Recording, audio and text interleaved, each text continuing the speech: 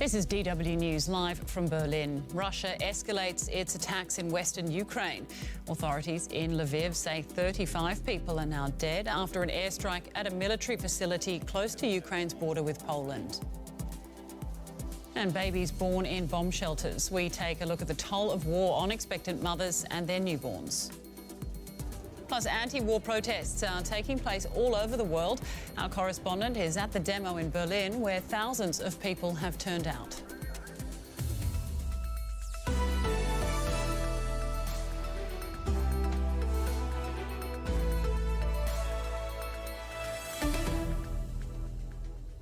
I'm Rebecca Ritters. Welcome to the programme. Russia has carried out multiple airstrikes on a military training ground near Lviv in western Ukraine, killing at least 35 people and injuring dozens more. The assault brings the war closer to the Polish border and threatens the relative safety of Lviv, where many Ukrainians have fled to from other parts of the country. In the capital, Kyiv, the mayor is telling residents to prepare to fight as Russian attacks civilian targets nearby. In the face of a ground invasion, Kyiv plays the national anthem as a reminder to its people of what they are fighting for. President Zelensky's senior advisors tweeted a video of themselves strolling through the streets of the capital, remarking that it's a shame to see the city so empty, but that they did find coffee. Keep calm and carry on. That's the message that Zelensky is sending to his people.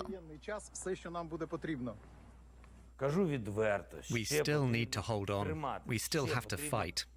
Every day and every night we must look for ways to cause maximum damage to the enemy. With tactics and self-confidence, we will regain what's ours. It's a powerful message of defiance, even as Russian forces appear to be spreading their attacks out across the country.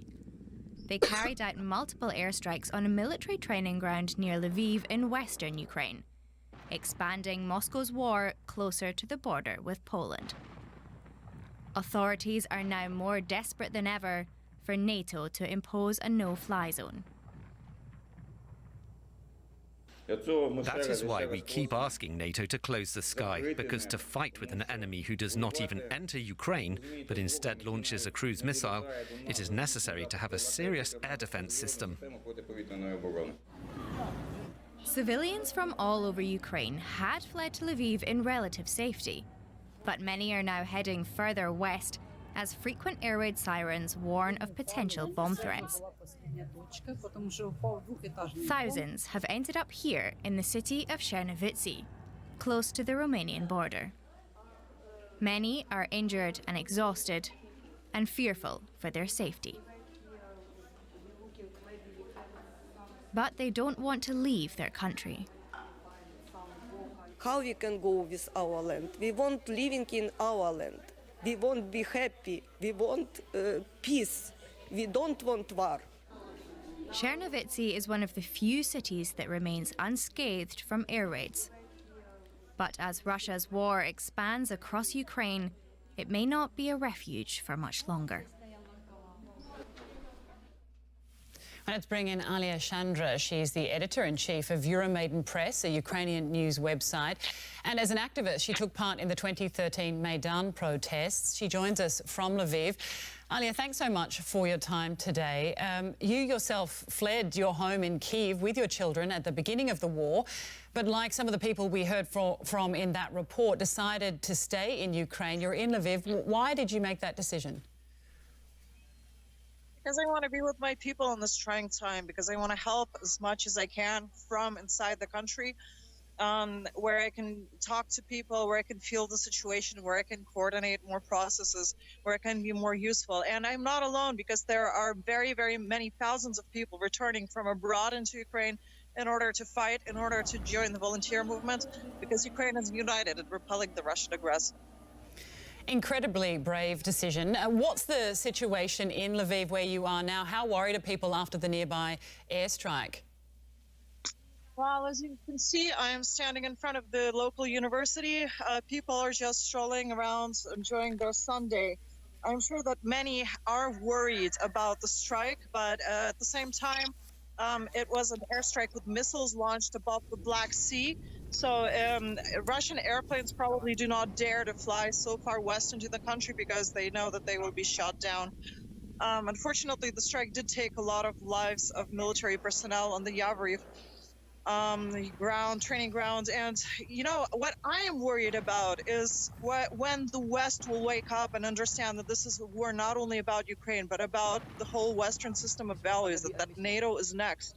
On this training ground, NATO soldiers trained Ukrainian servicemen. We don't know if any of them were present during the strike, but it's apparent that Putin is not going to stop at Ukraine, and it's better for everybody to stop him here now and to give us the self-defense, the means of defense to defend ourselves and to close the sky above Ukraine. Alia, Kyiv, your hometown, seems more and more under threat every day. How worried are you that the city will fall? Well, yesterday, President Zelensky, in his appeal to the nation, he said that if you're going to take Kyiv, it will be an empty city. We will all die defending it, because it's not going to be an easy capture. There have been surrounding the capital for more than 2 weeks. The plan was to take Kyiv in 2 days. And the soldiers, they took parade uniforms in order to ban Kyiv. That's not happening. So we can see that their plans are being disrupted. And, even if Kyiv does fall, the whole of Ukraine will stand up and still resist. It will not be the end. That resistance is quite incredible that we're seeing. Are you surprised and encouraged by the resistance that Ukrainians have shown? Well, before the invasion, many Western experts, they buried us alive. They signed us off. They thought that we would just give up, that we would surrender. But we knew inside the country that we would fight, because we're a nation that values our independence. We do not want to live as an appendage to this insane empire. We want to live our own life based on democratic values, and not join this with Putin. Oh, we wish you all the best, Alia. Thank you very much for joining us today. Alia Chandra, Editor-in-Chief at Euromaidan Press. Last weekend in Kyiv,